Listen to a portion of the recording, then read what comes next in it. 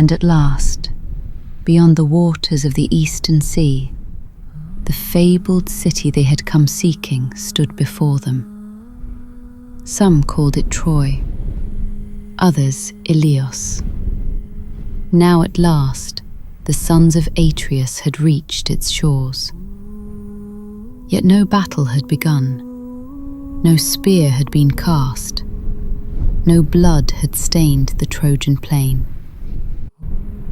For before the first great war beneath those walls, there remained one final path to peace. And among the Achaeans were men sent to offer it. What was decided there would shape all that followed. Menelaus, wronged husband of Helen.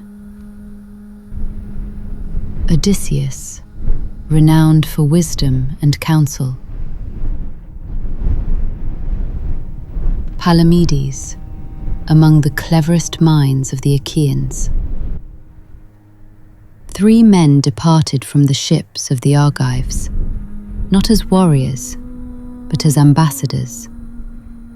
They passed peacefully toward the city of Priam. Beyond them rose the walls of Troy, ancient and still untouched by war. The Trojans now faced a choice, which once made, could not be undone. The ambassadors were received by Antenor, one of the most respected counselors of Troy. According to the ancient laws of guest friendship, Xenia, the sacred bond between host and guest, he welcomed them into his house. Food was set before them, wine was poured, and protection granted beneath the household roof.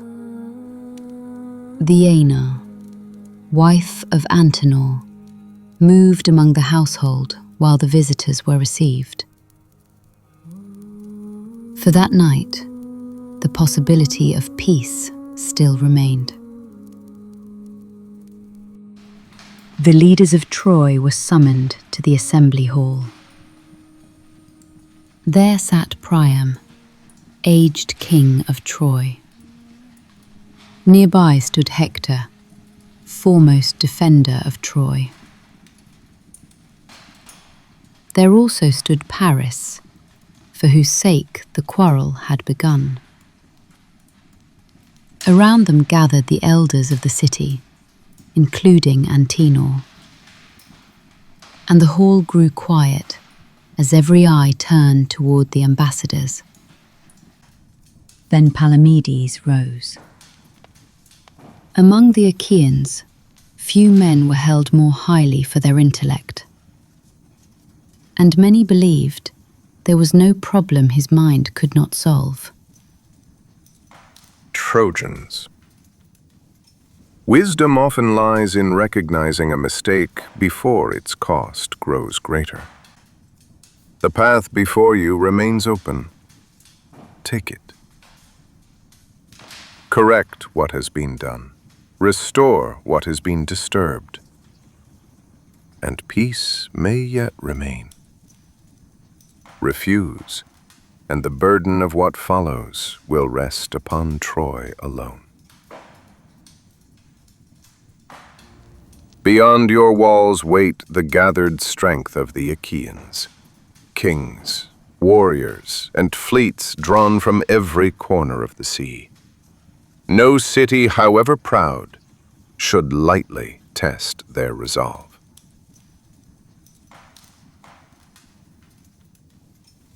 Having spoken, Palamedes resumed his place.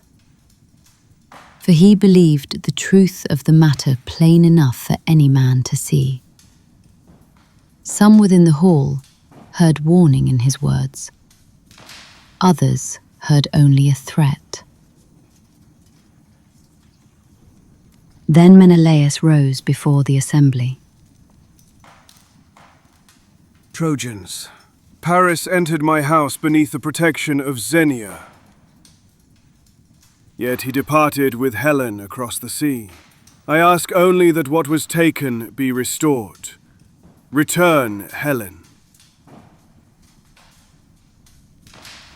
When he had finished, he resumed his place among his companions. For Menelaus was not a man who wasted words, and the matter before Troy had been plainly spoken. Then Odysseus rose. Antenor would later remember him standing with eyes lowered and staff unmoving, seeming almost unremarkable. Yet appearances deceived. For when Odysseus began to speak, the hall listened. Trojans, we have crossed the sea, not as enemies, but as ambassadors. If sacred bonds are broken without remedy, then trust departs from the world of men. What host may welcome a stranger if hospitality can be repaid with betrayal? What traveler may seek shelter if guest friendship offers no protection? Return, Helen. Restore what was taken, and let justice stand between Troy and the Achaeans, and let the bonds between our peoples be made whole again. And still Odysseus continued, for he spoke not only of Helen, but of justice and honor, and the obligations that bind one people to another. And his words fell one after another, like snow descending through the heart of winter. But afterward, Antenor would remember little of the man's appearance, but the power of his speech he never forgot. And now Antenor spoke for peace. The ambassadors have spoken justly. The bond of Xenia was broken. Let Helen be returned. Restore what was taken. Let this quarrel end before greater sorrow follows it.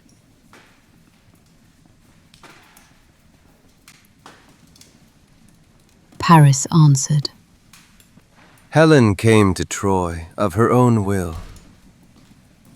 What Aphrodite bestowed, I will not cast away.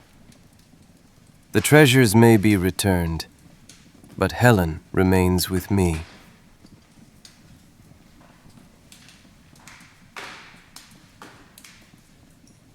Yet Antimachus, a Trojan elder and counselor to the king, agreed with Paris. For he urged that Troy yield nothing, neither Helen nor the treasures brought from Sparta. Hector listened. He understood the arguments and the burden that would fall upon him. Elsewhere, Helen waited, knowing ambassadors had come, and that Menelaus was among them. At last, the voices within the hall fell silent. Antenor had urged an end to the quarrel.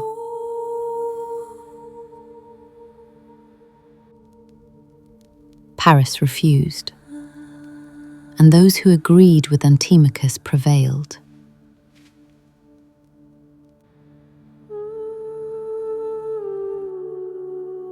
When all was finished, the treasures taken from Sparta would be returned. But Helen would remain in Troy, and the request of the ambassadors was refused. Thus, the last peaceful road between Troy and the Achaeans was closed. the ambassadors prepared to depart. Menelaus, Odysseus, and Palamedes passed once more through the streets of Troy. Antenor watched them go, knowing the final opportunity for reconciliation departed with them. The Danaans would return to their ships. The kings would gather in council.